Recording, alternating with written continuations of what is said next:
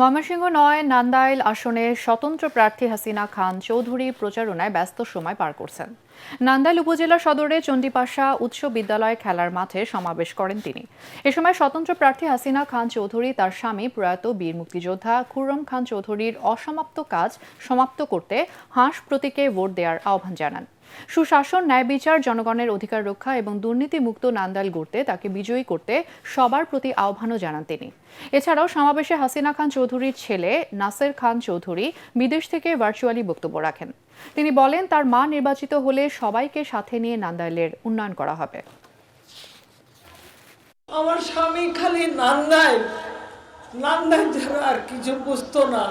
আমি এসেছি আপনাদেরকে সঙ্গে নিয়ে কাজ করার জন্য, সেই কাজ করার জন্য আমি এসেছি। নালে আমার কোনো শখ নাই, আমি স্বামী চলে গেছে, আমার কাছে সব চলে গেছে, কিন্তু তবু আল্লাহ আমাকে স্থির রেখেছে। আমি আপনাদের কাছে এইটাই বলতে চাই, আল্লাহর জন্য আমাকে তৌফিক দেয়, এই নান্দাইলকে সোনার নান্দাইল যেন করতে পারি।